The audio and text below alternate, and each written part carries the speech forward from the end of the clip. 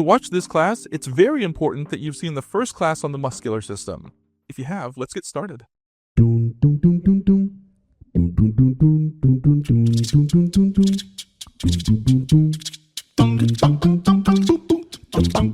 Welcome students and all you curious folks out there. My name's Tarek, and today we're going to talk about the muscular system, specifically muscle contraction. Muscle contraction isn't something simple. We need to understand that it's a process that integrates the nervous system with the muscular system, since one controls the other. With that in mind, let's talk about the physiological processes of muscle contraction.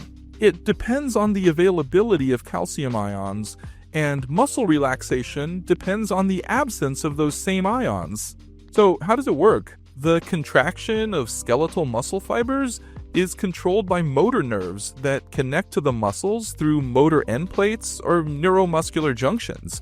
When the nerve impulse arrives, acetylcholine is released into the synaptic cleft, and through this interaction, the receptors on the sarcolemma become permeable to sodium, which causes depolarization.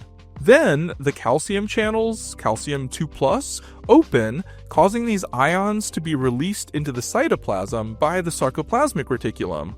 At this moment, the calcium ions interact with the myofibrils. In the presence of these ions, the ends of the myosin will bind to the nearby actin molecules and will bend at high speed. The actin filaments will then move toward the center of the sarcomere, triggering the two Z lines to come closer together. This causes the sarcomere to shorten and, on a larger scale, leads to the contraction of the entire muscle. When the calcium returns to the inside of the sarcoplasmic reticulum, the cytoplasmic levels will decrease, and this will cause the muscle to relax and the contraction process to be interrupted. Muscle contraction results in the shortening of its fibers, which, in turn, leads to the shortening of the actin and myosin filaments, which actively slide and fit into each other.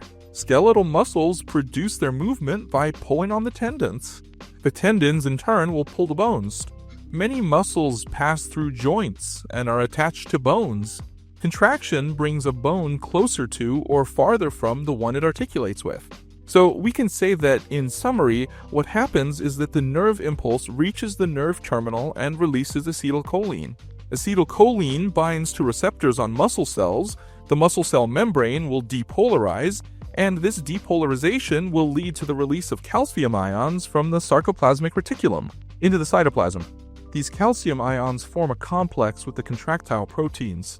The actin and myosin filaments will contract, causing the sarcomere to decrease in size due to the two Z lines coming closer together.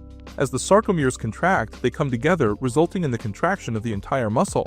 In this way, we can classify contractions depending on which muscle we are stimulating. So we can divide the contractions into reflex contraction, which is the involuntary act of a muscle movement but involuntary somatic muscles. Tonic contraction, which is a sustained contraction in the same muscle that is otherwise relaxed. This type of contraction helps maintain posture, for example, like in the neck or the tone of the fingers. And we have isotonic contractions, which are subdivided into concentric contraction, which is a type of contraction where the muscles shorten while generating force, and eccentric contraction, when the muscle lengthens while under tension due to an external force greater than that generated by the muscle itself. Instead of moving the joint in the direction of the contraction, the muscle acts by slowing down the movement in a controlled way. And isometric contraction, which is when the muscle generates force without changing its length, but with greater tension than muscle tone. And finally, we're going to talk about muscle fatigue, which is when the body performs an intense movement in your muscle cells. That's that little ache you feel after you leave the gym. How does that happen?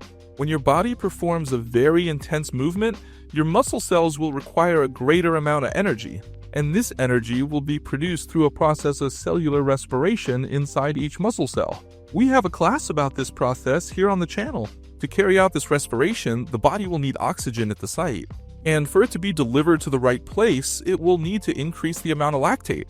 Lactate and hydrogen ions provided by lactic acid make the area more acidic. Take a look at the class on red blood cells to understand this process more clearly. There's a lot of talk that this muscle pain actually comes from the concentration of lactic acid in the body.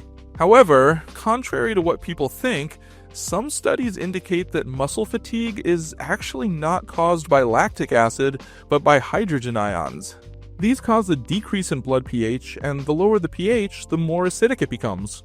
When the intense effort ends, the production of lactic acid and hydrogen ions will stop. Muscle pain will start to gradually disappear, while the hydrogen ions dissipate from that area. I hope you enjoyed the video. Don't forget to like and share, and remember that we have a new video every week, so subscribe to the channel and turn on the notification bell to always get the latest updates. Thank you so much.